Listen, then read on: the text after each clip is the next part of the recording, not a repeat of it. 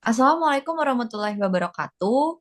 Kami dari kelompok 10 akan menjelaskan tentang presentasi kita mengenai persepsi nilai-nilai toleransi dalam perspektif agama. Kelompok 10 yang beranggotakan yaitu saya sendiri, yaitu Hafizah Risa Zahra.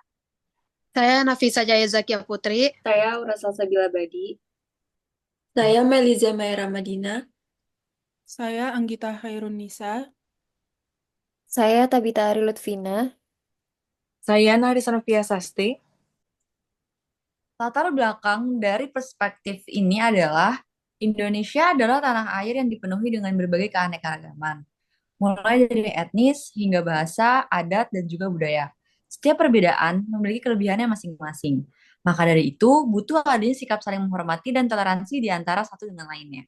Namun, sangat disayangkan, di masa modern ini masih terjadi penyimpangan dalam hal toleransi. Masih sering ditemukan kasus-kasus yang memecah belah bangsa ini. Salah satunya dalam hal keagamaan. Banyak kasus intoleransi pada umat beragama minoritas di Indonesia. Nah, ini itu ada rumusan masalahnya.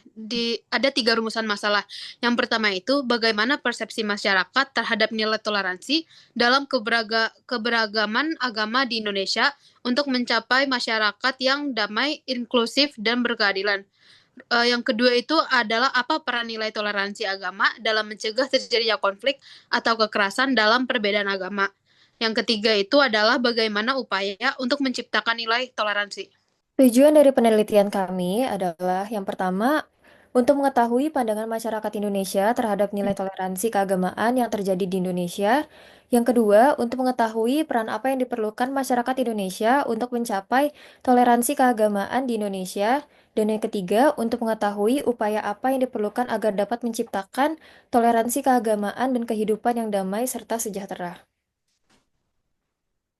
Lalu selanjutnya ada kajian teori. Yang pertama ada moderasi beragama dalam ideologi Pancasila. Nilai-nilai moderasi beragama tercermin secara mendalam dalam struktur filosofis Pancasila, mencerminkan prinsip-prinsip yang mengedepankan keseimbangan, toleransi, dan keberagaman.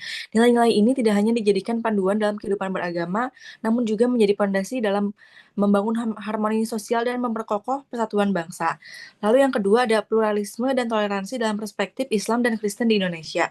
Penelitian ini menegaskan bahwa dialog antar agama dapat memperkuat kohesi sosial dan perdamaian dalam masyarakat multikultural di Indonesia. Lalu yang terakhir, ada implementasi nilai-nilai Pancasila dalam membangun toleransi beragama di Indonesia. Pancasila berfungsi sebagai panduan dasar dalam memperkuat nilai-nilai toleransi di Indonesia, khususnya dalam menghadapi konflik keagamaan. Selanjutnya, untuk metode penelitian. Metode penelitian yang kelompok kami gunakan adalah dengan melakukan metode wawancara. Kami melakukannya dengan mewawancarai 1 orang di kawasan Masjid Istiqlal dan 3 orang di kawasan Gereja Katedral. Dengan daftar pertanyaan yang telah kami buat sebanyak 3 pertanyaan untuk narasumber terkait SDG nomor 16 yang telah kita pilih, yaitu menguatkan masyarakat yang inklusif dan damai untuk pembangunan berkelanjutan. Sehingga dengan metode wawancara tersebut kami dapat mengetahui persepsi nilai-nilai toleransi dalam perspektif agama pada masyarakat Indonesia. Dari hasil wawancara yang sudah kami lakukan di Gereja Katedral dan Masjid Istiqlal, kami memberikan pertanyaan dan sudah mendapatkan beberapa jawaban dari beberapa pertanyaan yang sudah kami bagikan. Yaitu yang pertama adalah, bagaimana pendapat Anda mengenai toleransi yang ada di Indonesia? Yang mendapatkan jawaban, toleransi merupakan cara seseorang menghargai perbedaan antara satu sama lain dan berpikiran terbuka dalam memahami perbedaan yang ada. Pertanyaan yang kedua yaitu, bagaimana perkembangan toleransi di Indonesia? Apakah sudah cukup baik, baik, atau masih kurang? Atau apakah perlu diperbaiki? Yang mendapatkan jawaban yaitu, implementasi toleransi di Indonesia dinilai cukup baik.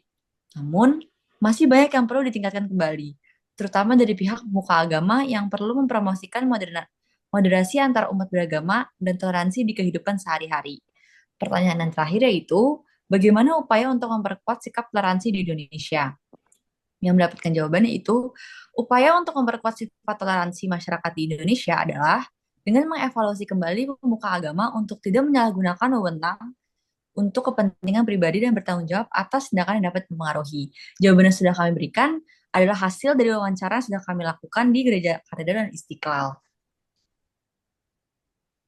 Selanjutnya ada pembahasan, yaitu pembahasan ini hasil dari wawancara yang sudah kami lakukan. Pada wawancara yang sudah kami lakukan dengan masyarakat yang ada di area Masjid Istiqlal dan Gereja Katedral, menurut pandangan mereka, toleransi merupakan cara seseorang menghargai perbedaan antara satu sama lain. Pandangan masyarakat Indonesia terkait tingkat toleransi yang ada di Indonesia sudah tergolong baik, meskipun perlu kita tingkatkan kembali. Upaya yang dapat kita lakukan untuk memperkuat sikap toleransi yang ada di Indonesia yaitu dengan mengevaluasi kembali diri sendiri dan memahami pentingnya memiliki sikap toleransi. Juga kita perlu mengevaluasi pemuka agama untuk tidak menyalahkan kepentingan pribadi dan bertanggung jawab atas tindakan yang dapat mempengaruhi. Yang terakhir ada kesimpulan, toleransi beragama merupakan nilai yang harus dimiliki oleh setiap individu untuk menciptakan dan memperkuat toleransi. Diperlukan adanya dialog antar umat beragama agar tidak terjadi kesalahpahaman tentang masing-masing perbedaan. Selain itu, menghormati perayaan dan tradisi agama merupakan bentuk toleransi dan sikap saling menghargai antara perbedaan agama. Berdasarkan hasil wawancara yang sudah kami lakukan, perspektif masyarakat terhadap toleransi beragama di Indonesia dinilai sudah cukup baik. Sekian dari kelompok kami. Mohon maaf bila ada salah-salah kata. Terima kasih. Wassalamualaikum warahmatullahi wabarakatuh.